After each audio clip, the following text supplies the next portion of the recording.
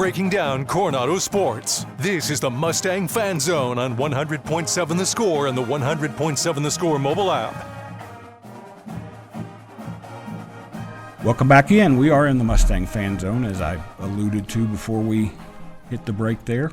We're going to jump in and talk to Coronado coach Lee Scott. Before we do, I mentioned that there's still a little bit of activity going on the sports scene. First of all, the next 3 days, the UIL state tournament is down in Austin.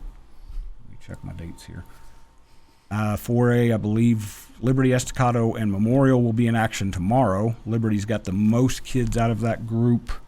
Estacado's got Addie McNeil, who's like a regular guest. She's like, it's almost like the old days of the Carson show. She's like almost could fill in for me.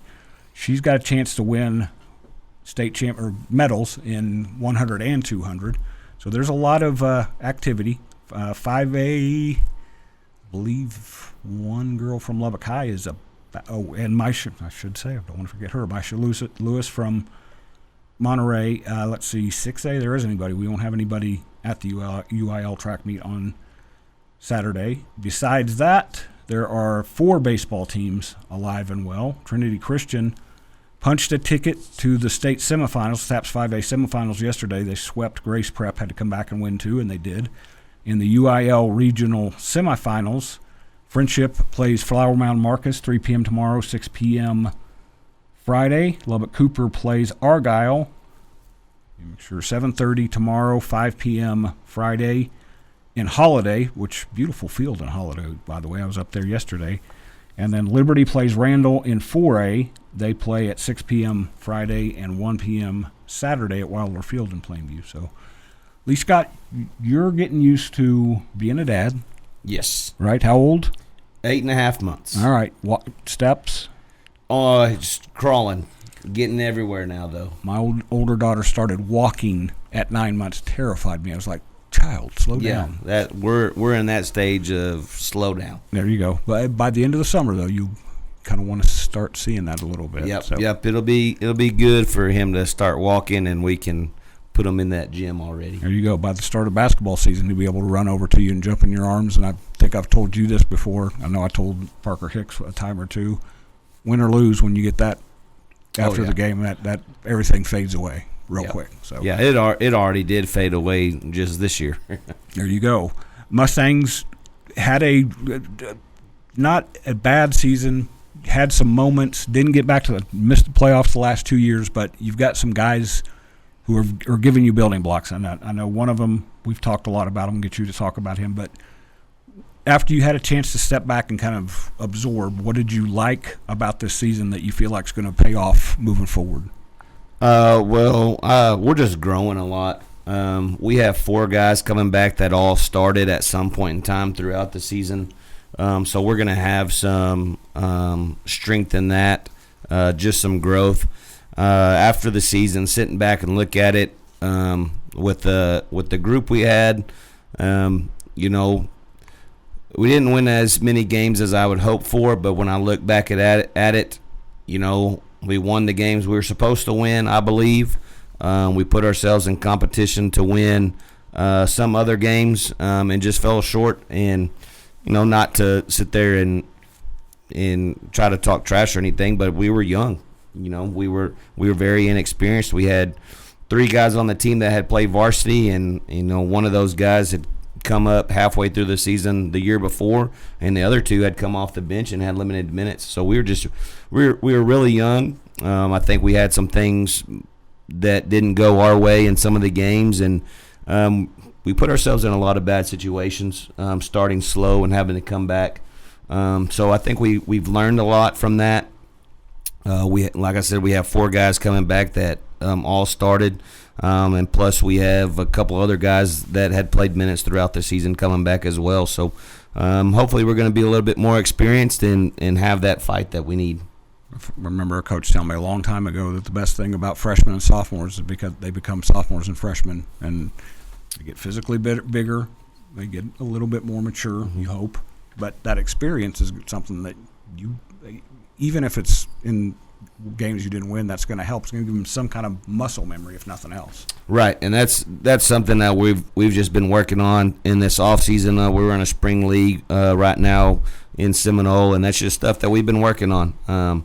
Getting the reps that we need. There's some times where we look really, really, really good, and then there's times that we go back to the old habits, and that's trying to get in this spring league and this offseason is just getting us out of those bad habits to where we don't start slow, or we don't have 5 or 6 possessions where we don't score, and we're trying to get out of that. Yep, that's trouble in a high school game because it starts to become are we going to do this? Or, you get behind, and that's. You guys have some shooters, so there's 3-point shot changes things, but you still don't like getting too far behind. So you're in the Seminole League right now. We're coming up on a break. We're going to talk about the summer league's a little bit different in Lubbock now with some coaching changes. So come back after this break and talk more Mustang basketball on 100.7 The Score. Bringing you the latest news from Coronado Athletics. This is the Mustang Fan Zone podcast from 100.7 The Score. Welcome back in. We are in the Mustang Fan Zone talking to Lee Scott going into his 3rd season as the Coronado boys basketball coach. The guy that I brought up, and I wanted to double check there in the break, is one of my favorite guys to watch the last 2 seasons is Matthew Madrill. Was all city on Hub City Preps, was all district.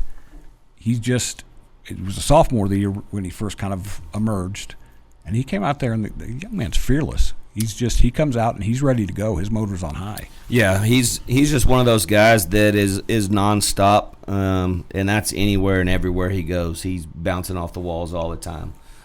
So he's our fire guy. He's a guy that we rely on, a guy that he's going to be our leading scorer. He was this year.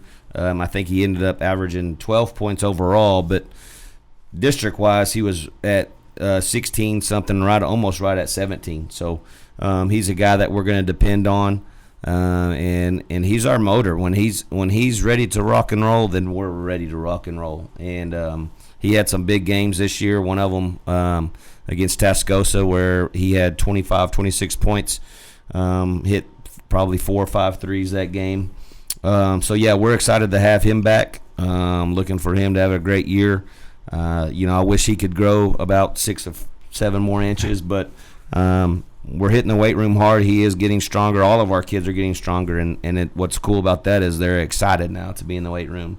I got guys coming up trying to flex on me like they're big now because we're in the weight room and getting there. So, but yeah, Matthew's going to be a huge part of our success this year, and I hope he has a great senior year.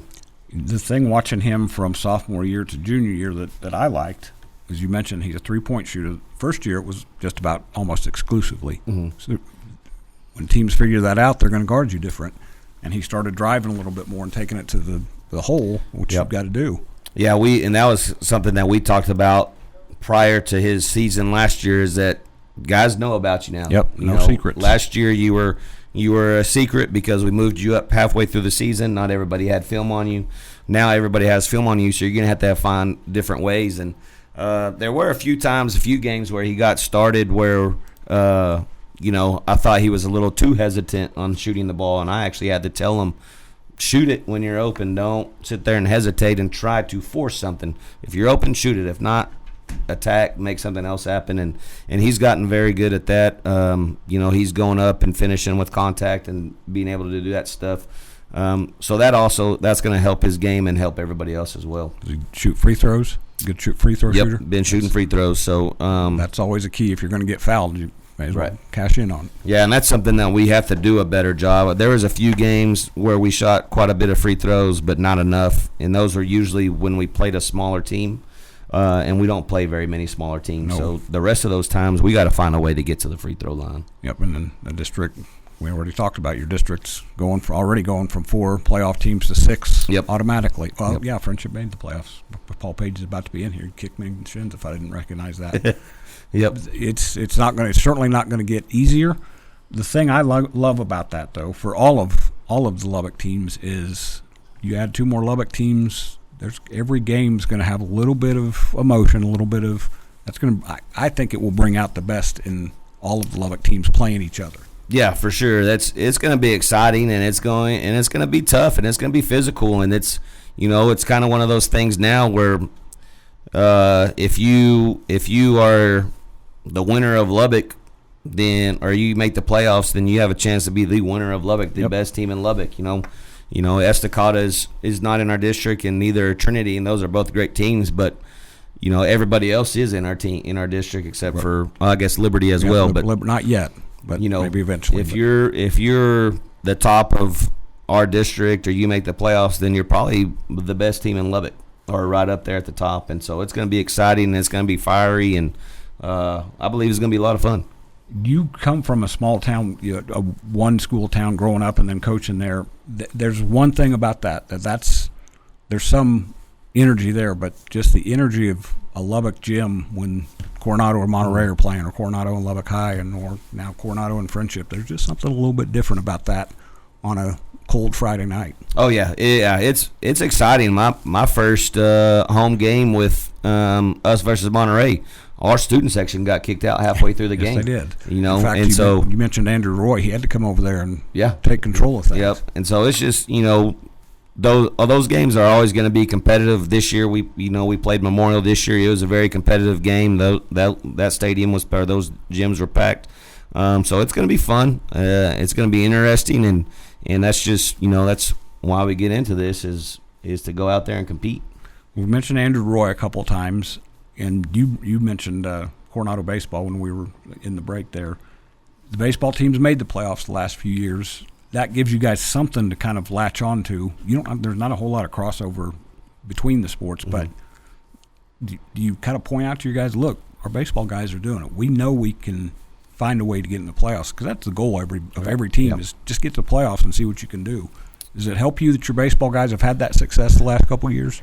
I think so. I always tell my kids, we are Coronado. We're all one. We all, we are all cheering on everybody. We're not, it's not us versus football, us versus baseball, but at the same time, it's like, hey, we want to be elite. We want to be the best program. We want to get recognized.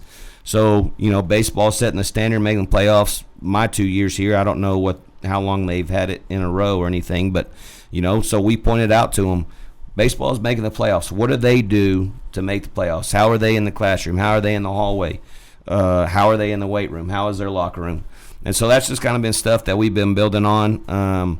Making sure we're doing the small things and the right things to lead into basketball. I'm a big believer that if you're disciplined in the other things of life, then you're going to be disciplined in basketball. And so we've been doing a great job in the weight room. We've been doing a great job in the locker room.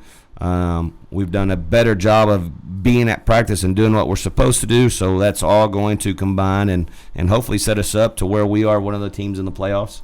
I think we're going to be able to compete for one of those spots, and so we just we use baseball as something to look to and say, hey, they're making the playoffs.